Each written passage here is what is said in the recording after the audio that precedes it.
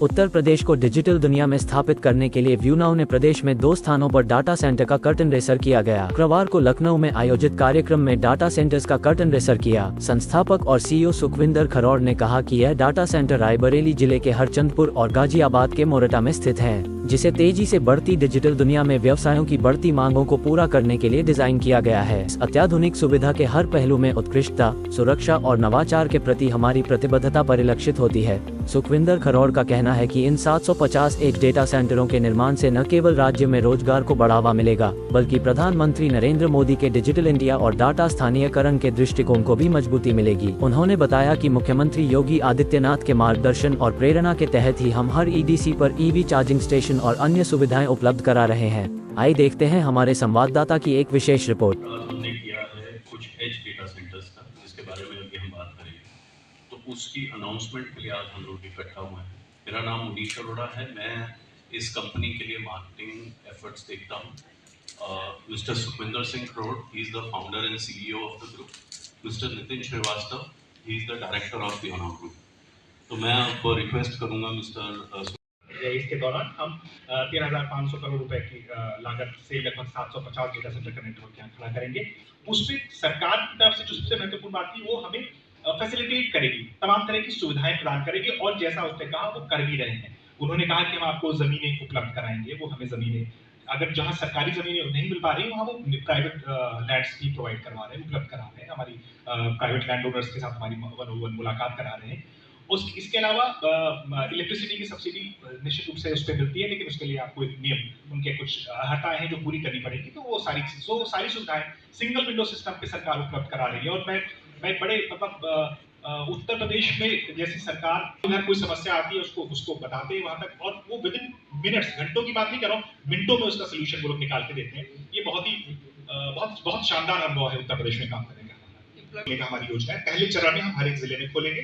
और जहां तक एम्प्लॉयमेंट की बात है, हमारी कोशिश है कि हम स्थानीय, मतलब जैसे रायबरेली जिले पे रोजगार मिले, ऐसी हमारी कोशिश है, चाहे वो प्रत्यक्ष और अप्रत्यक्ष दोनों ही तरह से। वहां पे जैसे हमने डेटा सेंटर बनाया, तो हम या किसी भी शहर में जा रहे हैं, वहां के स्थानीय ठेकेदार को हम अपने रखते हैं, उसी शहर का हो, ताकि उसको काम करने में आसानी होगी और हमें भी तमाम तरह की सुविधाएं होती है। बाकी जो स्टाफ है, जैसे 20 से 25 लोग हम किसी भी पॉइंट ऑफ टाइम पर, मतलब 3 शिफ्टों में अगर मिला के देखें, तो वो हम हर लेवल पर, हर स्केल पे हमारी कोशिश होती है। स्थानीय लोग हैं।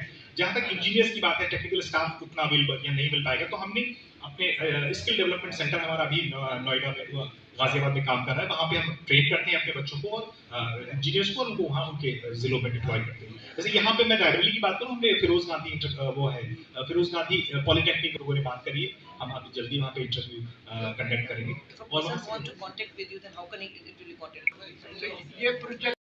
और ये एक्चुअली कंपटीशन की बात नहीं है। जैसे जो अभी हम क्या करते हैं कि जैसे कंट्री को डेवलप करने के लिए हमने क्या किया, एक कंट्री है, फिर स्टेट है, फिर हमने डिस्ट्रिक्ट बनाए, फिर ब्लॉक बनाए, इसको बोलते हैं डिस्ट्रीब्यूट करके हमने डेवलप करना है उसको। तो अभी क्या है, पूरी दुनिया के अंदर अगर हम डेटा सेंटर की बात करें, हमारे कंट्री में बात करें, तो जैसे अभी हीरा नदानी साहब ने ही यूपी के अंदर सबसे बड़ा डेटा सेंटर बनाया है। तो वो क्या है, वो सेंट्रलाइज डेटा सेंटर है, जहाँ पे 20 lakh square foot, 40 lakh square foot के डेटा सेंटर बने हैं, जिसको हम सेंट्रलाइज बोलते हैं। उनकी भी ज़रूरत है, जो सेंट्रलाइज हैं, जो हब हैं, मेन डाटा सेंटर हैं, फिर उनकी सर्विस को रेंडर करने के लिए, क्योंकि जैसे हम बोलते हैं, अब हम मीडिया वाले हैं तो मीडिया वाली बात कर लेते हैं थोड़ी सी। हमने दूरदर्शन का हम एंटीना लगाया होता दिल्ली में, तो उससे तो चलता नहीं था काम, तो हमने फिर हर एक डिस्ट्रिक्ट के अंदर हमने रिले केंद्र बनाए थे। अगर हमको याद हो तो हमने रिले केंद्र के हिसाब से, तो ये जो एज डाटा सेंटर है, अगर हम और लेमैन की भाषा में समझना चाहें, तो ये एक तरीके से रिले केंद्र है। जो सिग्नल वहाँ से आ रहा है, वहाँ से टाइम लगता है और पाइप जो है चोक हो जाती है, बफरिंग होने लगती है, तो ये लोकली डेटा को सेंटर करके वहीं पे आपकी सर्विस को रेंडर कर देगा। इससे समय बचेगा। भी हमारे डेटा प्रोटेक्शन बिल आया अभी, है ना, हम बहुत सारी चीज़ों को लेके चल रहे हैं। तो डेटा में भी बहुत सारा डिफरेंस है। कौन सा डेटा की अगर हम बात कर रहे हैं, एक डेटा है जिसको हम बैंडविड्थ के तौर पे देखते हैं। 1 MB का क्लिप है आपके पास वीडियो का, वो एग्जिस्ट करता है इन्फॉर्मेशन के रूप में, लेकिन वो 1 MB का क्लिप 100 लोगों ने देखा तो 100 MB यूज़ हुआ, तो वो डेटा है बैंडविड्थ। तो ये सारी चीज़ों को हमें अंडरस्टैंड करना पड़ेगा। तो अभी दुनिया के अंदर डेटा प्रोटेक्शन को लेके जो हम बात कर रहे हैं, तो उसके स्टैंडर्ड नॉर्म, तो हमारी प्रोडक्टिविटी भी बढ़ेगी, जीडीपी भी बढ़ेगी, तो इस तरीके से ये काम करेगा। अगर हम 700 750 डेटा सेंटर की बात करें, जिसमें 4 रैक से लेके 8 रैक के डिफरेंट हब और स्पोक मॉडल के अंदर ये काम करेगा, तो अगर मान के चलेंगे तो 5 से 10 हज़ार लोगों को रोज़गार जो है इस इंडस्ट्री के अंदर हमारे साथ है। उसके अंदर जो यूज़र है वो B2B है। हम पब्लिक के लिए कोई इसमें प्रोडक्ट नहीं लेके आ रहे कि कल से आप फेसबुक नहीं यूज़ करेंगे, यूनो का प्रोडक्ट आएगा, व्हाट्सएप नहीं यूज़ करेंगे। हम लोग जो यूज़ कर रहे हैं उसका जो यूज़र एक्सपीरियंस है वो बेटर हो जाएगा। जो आप काम कर पा रहे हैं, जो फेलियर रेट है वो आप सही हो जाएगा। आपने कोई गवर्नमेंट पे कोई टैक्स भरना है, आपने कोई डॉक्यूमेंट डाउनलोड करने हैं, आपने कोई वीडियो भेजना है, हमने कोरोना के दौरान हमने जो हमारे सिटीजन हैं उनकी लाइफ के अंदर ये इफेक्ट आएगा, लेकिन आप इसको फील कर पाएंगे। कोई प्रोडक्ट के तौर पे नहीं आएगा, आपका यूज़र एक्सपीरियंस बेटर हो जाएगा, आपका समय बचेगा। सर तो आगे एक तरीके से जब इस तरह की किसी पैंडेमिक में हम लोग गुजरे हैं, तो बहुत सारे आइडियाज़, बहुत सारी चीज़ें हम लोगों ने बनाई हैं। जैसे बनाए तो कुछ और चीज़ें थे, हमने कमांड कंट्रोल या स्मार्ट सिटी के लिए कमांड कंट्रोल सेंटर बनाए थे, ICCC बोलते हैं जिसको, वो बनाए थे।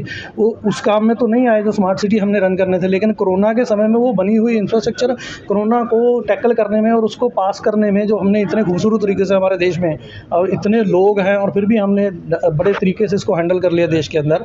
तो उसी तरीके से ये जो इंफ्रास्ट्रक्चर बनेगा, तो इस तरह की अगर कोई भी प्रॉब्लम आएगी तो हम आज की डेट में वो पहले से ही देख के डिज़ाइन करके उसको बना रहे हैं कि अगर कोई इशू आता है तो हम कैसे पूरे का पूरा, वैसे अगर नहीं भी इशू आता तो हम वैसे जो क्रिएट कर रहे हैं, जो हम AI की बात कर रहे हैं, रोबोटिक्स की बात कर रहे हैं, ड्रोन डिलीवरीज की बात कर रहे हैं, ऑटोनोमस व्हीकल की बात कर रहे हैं, ये सारी चीज़ें, टेली सर्जरी की बात कर रहे हैं, ये सारी चीज़ें तभी रन कर पाएंगी जब आप ये मेक श्योर कर लोगे कि यहाँ पे इस एरिया के अंदर डेटा और सर्विस अवेलेबल है। आप बटन दबाओगे तो ये काम हो जाएगा, फेल नहीं होगा। जब तक आपको ये इंश्योर नहीं होगा, आप किसी भी अपने भाई बहन को मरीज, तो वो कॉन्फिडेंस देने के लिए ही व्यूनो आपके पास आया है, क्योंकि हम मेजरमेंट के हिसाब से काम कर रहे हैं। एक data centre 2.5 lakh connected devices को कॉन्करेंट काम करवा सकता है, 2.5 लाख डिवाइसेस फेल नहीं होंगी। अभी के हिसाब से हमने ये कैलकुलेट किया है, और जैसे जैसे इसकी रिक्वायरमेंट बढ़ेगी तो उसी डेटा सेंटर की कैपेसिटी को एनहांस किया जा सकता है। अभी एक कंटेनर रखा है 4 रैक में, फिर एक और कंटेनर रख के 8 रैक किए जा सकते हैं, उसी जगह के ऊपर उसको एनहांस किया जा सकता है। जैसे जैसे डिमांड सप्लाई आएगी, डिमांड सप्लाई के हिसाब से हम लोग डेटा कानून को लेकर किसी भी चीज़ के लिए जो आता है, कोई भी इंडस्ट्री या कोई भी चीज़ उससे बाहर नहीं जाती। तो जो भी डेटा के नॉर्म्स होंगे, वो डेटा के नॉर्म्स हम पे भी लागू होंगे। जो कंपनियां डेटा कंज्यूम करती हैं या कलेक्ट करती हैं उस पर भी होगा। तो जैसे जैसे नॉर्म्स आ रहे हैं, एडवाइजरी आ रही है, इंडस्ट्री बैठे हुए हैं, एक्सपर्ट बैठे हुए हैं, हम भी उनके साथ में, वी आर स्टेक होल्डर, तो हम लोग भी उस पर काम। ये कन्फ्यूज देखते रहिए शहर का दर्पण न्यूज़, क्योंकि खबरों की नब्ज़ पहचानते हैं हम। फिर अगले बुलेटिन में मुलाकात होगी, तब तक के लिए नमस्कार।